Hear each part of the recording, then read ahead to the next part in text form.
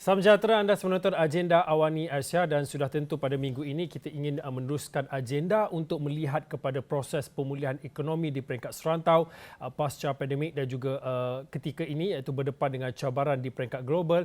Yang saya maksudkan adalah berdepan dengan cabaran apabila berdepan dengan krisis geopolitik dan juga kesan daripada apa yang berlaku di peringkat gangguan rantaian bekalan di peringkat serantau ini. Baik, kemudian saya nak bawa perhatian anda untuk melihat kembali ataupun menyorot kembali apa yang menjadi diskusi pada Forum Ekonomi Dunia WEF yang mana diadakan pada bulan Mei yang lalu.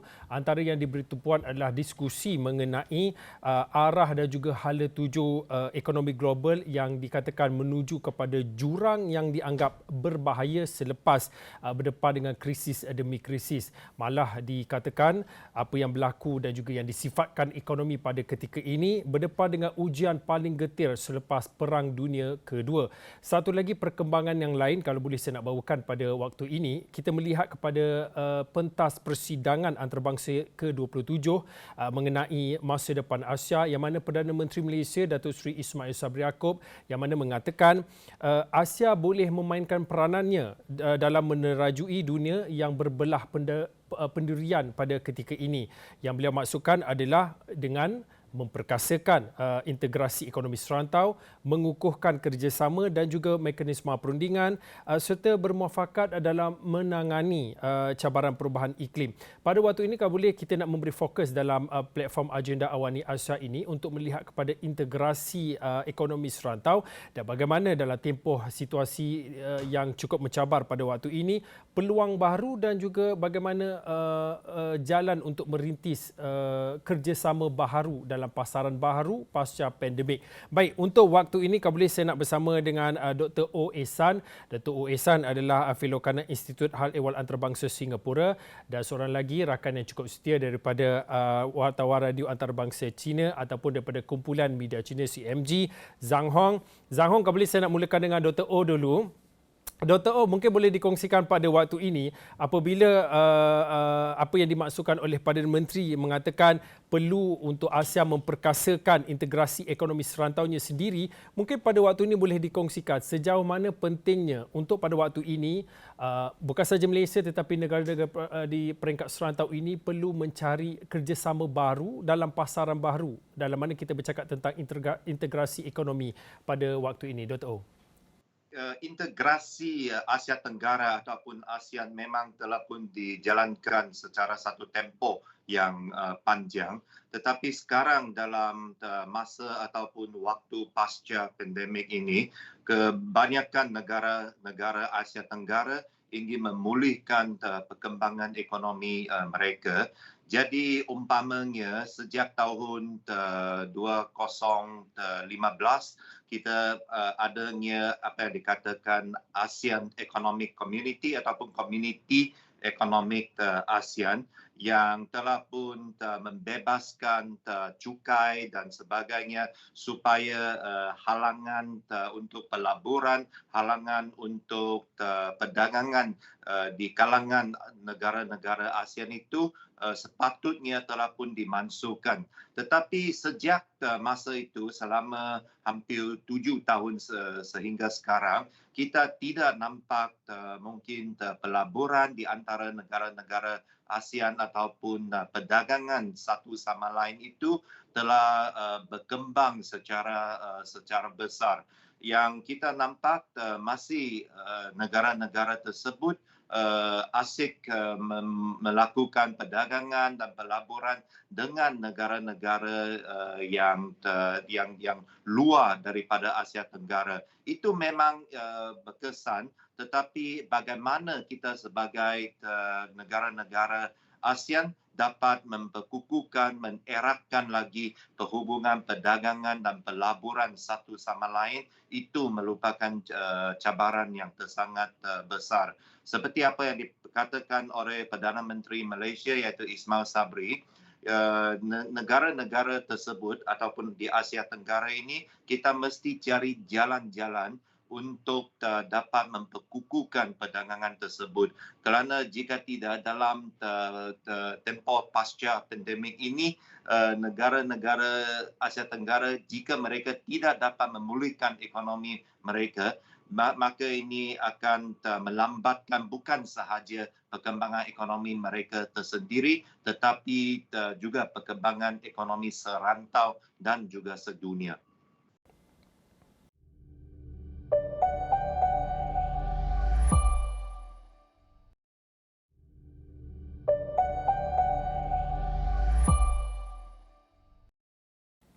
Baik, Zhang Hong, mungkin pada waktu ini juga boleh dikongsikan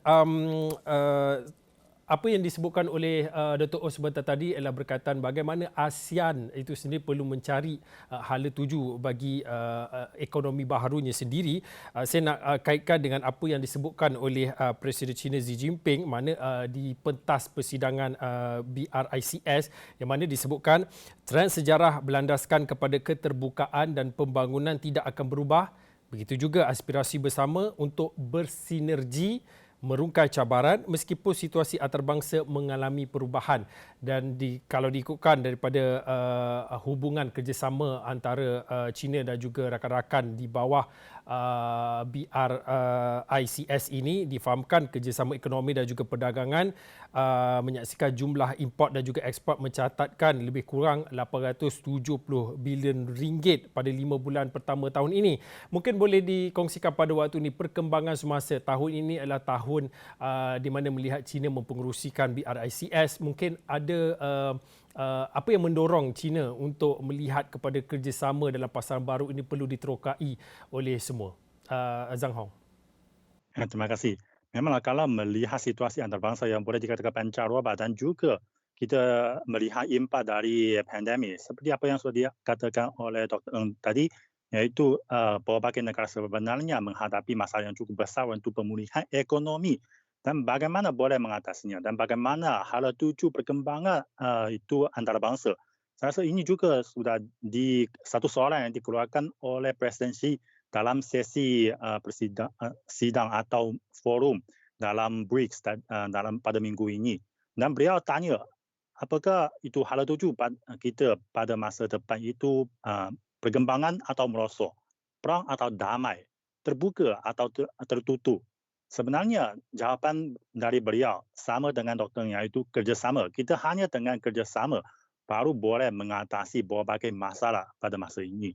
Dan justru kita kalau lihat berbagai negara BRICS semuanya merupakan negara pasaran baharu dan mempunyai potensi yang cukup besar dalam berbagai bidang, tapi juga menghadapi masalah yang cukup besar saya rasa, khususnya dalam bidang pembangunan berterusan. Kita tahu kalau bagi dunia ini sekarang kita menghadapi berbagai masalah perkembangan berterusan, iaitu macam pembasmian kemiskinan yang dulu sudah mencapai kejayaan yang cukup besar, tapi menghadapi situasi terkini, menghadapi impak dari situasi antarabangsa dan juga konflik geopolitik dan juga pandemik, kita lihat mungkin akan mengalami itu kemerosotan juga dalam bidang pembasmian kemiskinan dan juga begitu juga macam dari krisis bahan makanan, krisis tenaga. Ini semuanya akan menjadi masalah yang cukup besar justru bagi berbagai negara-negara BRICS.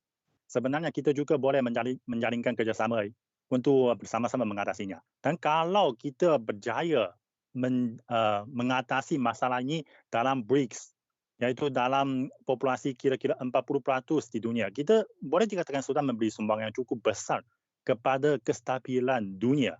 Tapi masalah pada masa ini ialah kita sudah lihat kalau China dan berbagai negara BRICS kita atau termasuklah juga berbagai negara-negara membangun, kebanyakan negara di dunia ini, kita nak bekerjasama, saling menyokong supaya mengatasi masalah.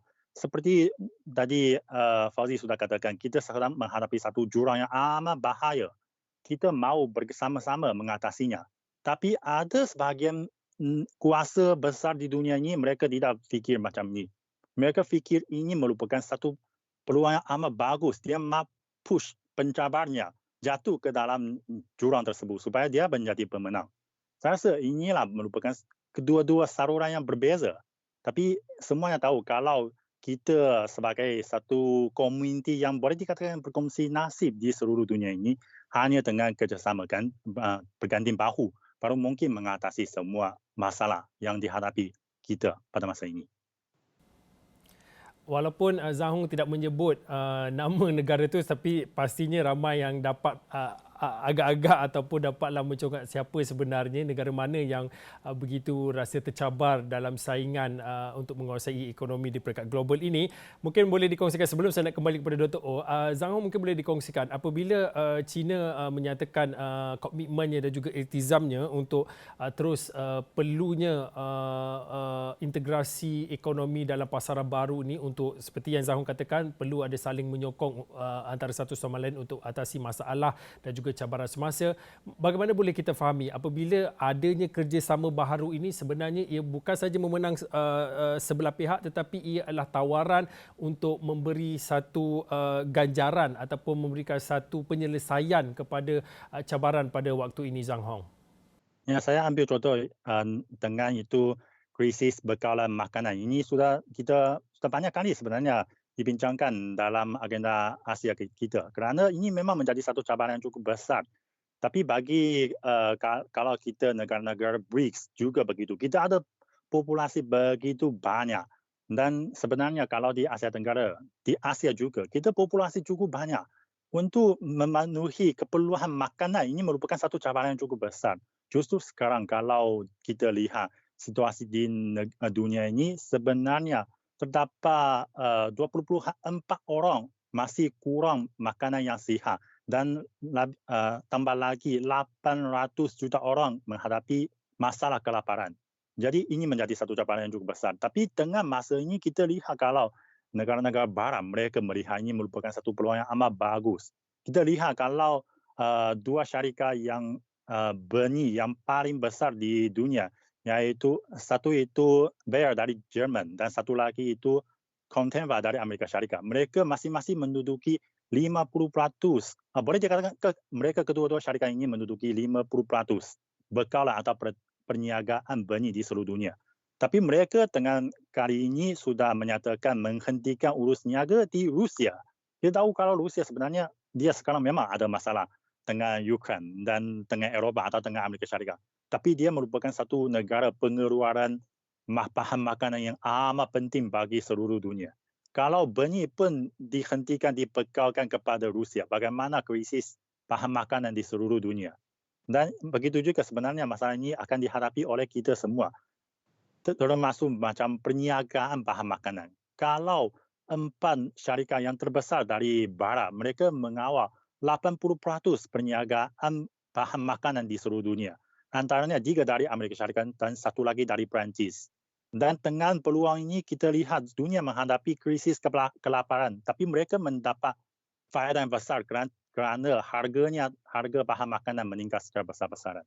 Jadi saya rasa dalam kalau antara berbagai negara-negara BRICS atau kita negara-negara membangun termasuk dari ASEAN, kita patut cari satu sistem jaminan keselamatan dari bekalan benih dan makanan. Saya rasa ini merupakan satu masalah yang amat asas untuk menjamin keselamatan negara kami.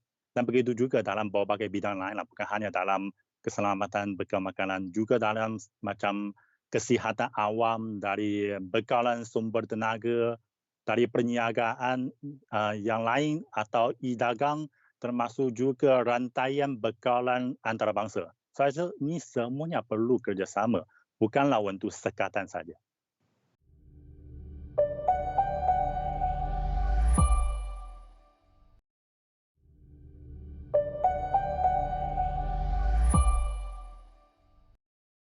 Apabila Zhang Hong menyatakan dan juga menyentuh mengenai sekuriti makanan, saya nak tanya kepada Dr. Oh.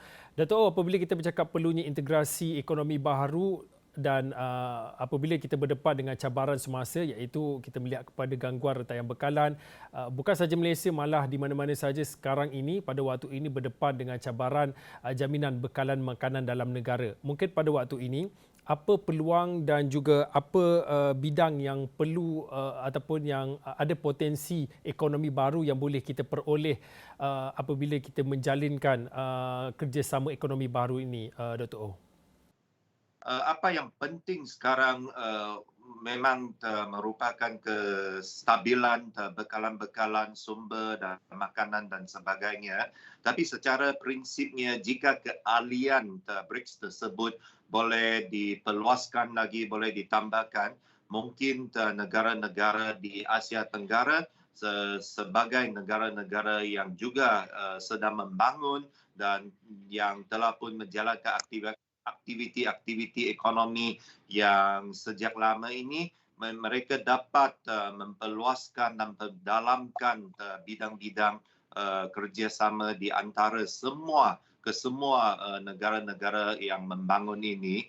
Umpamanya dalam bidang teknologi tinggi, negara-negara di Asia Tenggara ini memang sejak lama kita adanya potensi-potensi dalam bidang elektronik umpamanya. Jika potensi-potensi tersebut dapat dierahkan dengan teknologi-teknologi yang baru, yang canggih dari China ataupun dari India dan sebagainya. Jadi negara-negara Asia Tenggara tersebut juga boleh menjadi markas-markas untuk menghasilkan bahan-bahan yang berteknologi tinggi tersebut. Jadi juga memang di Asia Tenggara sejak lama kita ada industri peladangan, tetapi peladangan tersebut mungkin kepentingannya telah pun sejak lama ditalu dalam umpamanya getah dan sebagainya, dan umpamanya dalam biji sawit dan sebagainya. Tetapi mungkin sekarang penghasilan makanan juga perlu mengambil contoh-contoh yang lebih penting, seperti pembekalan ataupun penanaman beras dan sebagainya. Zhang Hong, mungkin pada waktu ini boleh dikongsikan, sebelum saya nak kembali balik kepada Datuk O, apa potensi kerjasama yang boleh diterukai oleh BRICS dengan negara pasaran baru yang muncul daripada negara-negara pembangun. Malah saya terbaca baru-baru ini juga ada yang menyatakan dan juga ura-ura mengatakan walaupun hanya ada beberapa saja anggota yang menyertai BRICS, akan ada selepas ini expansion ataupun membuka pintu kepada keanggotaan bagi negara-negara lain untuk menyertai kerjasama ekonomi dalam pentas BRICS ini. Mungkin boleh dikongsikan sejauh mana potensi kerjasama yang boleh diterukai bersama negara-negara yang terlibat dengan BRICS dan juga secara keseluruhan dengan pasaran baru ini. Ya, terima kasih. Sebenarnya kita tengok berbagai mekanisme kerjasama yang dianjurkan oleh atau dianggotai oleh China. Ada satu sifat yang bersama, iaitu terbuka. Dia mengalu-alukan anggota yang baru dari semua pihak yang lain. Kalau bersedia kita kerjasama, boleh menjadi kawan baik. Ini pun macam sifat orang kita di timur saja. Tapi ini ada perbezaan dengan pihak barat juga lah. Dan kalau kita lihat, tengok potensi di berbagai antara BRICS dengan berbagai negara-negara lain, selain macam teknologi dalam pertanian, saya rasa masih ada banyak. Macam satu contoh yang amat menjadi hangat iaitu e-dagang. Ini digital atau ekonomi digital. Ini merupakan satu bidang yang boleh dikatakan masa depan lah, perkembangan ekonomi pada masa depan. Tapi kalau China sekarang memang sudah boleh dikatakan punya sedikit pengalaman yang boleh dikatakan mendahului sedikit. Tapi saya rasa China bersedia kongsi pengalaman ini dan juga masalah yang pernah dialami kami dalam perkembangan ekonomi digital dengan semua negara-negara yang mahu bersama-sama bekerjasama menggalakkan pembangunan ekonomi di seluruh dunia. Dan juga ada berbagai bidang yang lain lah, dan termasuk juga tenaga dan saya rasa bekalan dan rantaian bekalan ini semuanya disokong oleh China dan juga negara-negara BRICS. Kerana China selalu yakin kalau teknologi, dana dan produk ini patut beredar secara bebas dalam rantaian bekalan. Dengan itu barulah boleh dikatakan perdagangan yang bebas, barulah menjayakan kerjasama multilateral. Oleh itu saya rasa siapa pun yang mahu bekerjasama dengan BRICS bahkan pada masa depan mungkin berpeluang untuk menyertai BRICS. Sekarang sudah ada satu mekanisme iaitu BRICS Plus, ya, macam ASEAN juga ada ASEAN Plus 3, ASEAN Plus 10. Kalau BRICS sekarang juga ada mekanisme macam ini. Dan saya rasa pada masa depan bukan hanya ada kawan menjadi rakan dialog, juga akan ada negara-negara lain boleh menganggotai BRICS kerana ini merupakan satu mekanisme atau platform kerjasama antarabangsa yang terbuka. Dr. Oh, mungkin dalam dalam 2-3 minit akhir ini, benar dalam di pentas BRICS ini Malaysia tidak tersenarai, tetapi seperti yang dikatakan oleh Zhang Hong, sudah pun ada BRICS Plus dan mungkin kalau dilihat kepada antara kerjasama ASEAN itu adalah tambahan-tambahan rakan dialog dan juga anggota-anggota lain turut menyertainya. Mungkin pada masa akan datang bagaimana Dr. Oh melihat potensi untuk Malaysia kalau berkesempatan untuk menyertai BRICS, itu yang pertamanya, dan juga bagaimana Dr. melihat bagaimana BRICS dapat membantu menggalakkan pertumbuhan ekonomi di peringkat global, dan akhirnya bagaimana Dr. melihat berbalik kepada Malaysia dan juga ASEAN, bagaimana kerjasama ASEAN dengan China perlu ataupun boleh dijadikan contoh dan juga teladan di peringkat global, Dr. Malaysia seperti negara-negara ASEAN Tenggara yang lain memang selalu mengutamakan perdagangan bebas dan juga menggalakkan pelaburan.